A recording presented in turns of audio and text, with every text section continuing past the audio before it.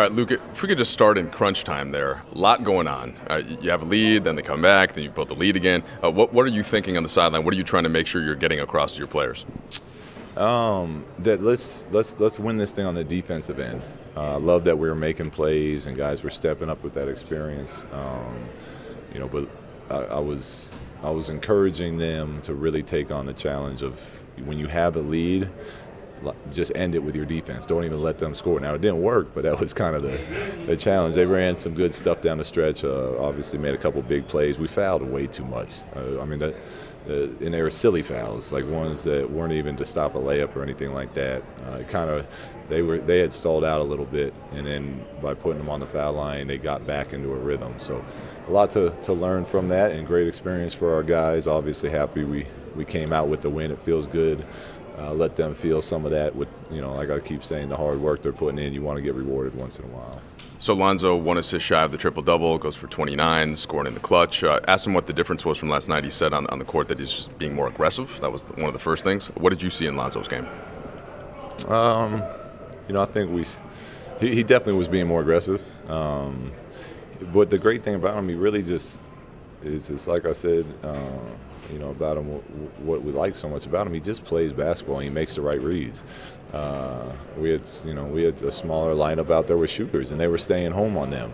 So he got to the lane and was shooting because those were the open shots. Some of the threes, I think he was feeling a little bit. So obviously, you feel it, let it fly if they're going to go under. But a lot of it, I think he shot so much because of the way they're defending him, and that's what we want him to do. And I'm sure if he gets trapped, he'll end up making the pass every time, which makes him, it's why we think he's going to be a special player. You want to run, but at the same time you want to get stops. How difficult can that balance be when you're playing free? And then that was the halftime challenge. It was, look, I love offensively what we're doing, but now we're sacrificing the commitment we made on the defensive end. We're giving up threes. We're not getting back in transition. So let's continue to play with that pace, push the offense, but let's give a majority of our focus on what we've been drilling every day, and that's getting back in transition. That's building up a wall. That's being in on the help side and running shooters off that were designated as shooters. And they did a much better. I think they only had 4 transition points in the second half. So we did a much better job of that. They still scored a lot of points, but I felt like the focus level defensively was much better in the second half. Corey Brewer pretty important in that? Corey Brewer was there's a couple of important players, individual performances. Obviously it's a team win, but Corey came out and really set the tone. I think he energized the entire group.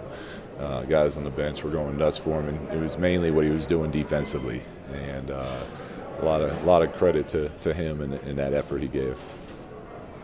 Is that the type of game you wanted to see from Brandon Ingram? Yeah, it was good. Brandon was good. He was most of the shots he took, I thought, were good shots in rhythm. Whether it got swung to him or he got a good drive to the basket. He took one bad shot in the corner. He made it. I told him it was a terrible shot, and that he's only not getting yelled at because he made it. But we don't want that type of quick three. But I thought he was solid tonight. Defensively, he made a couple mistakes,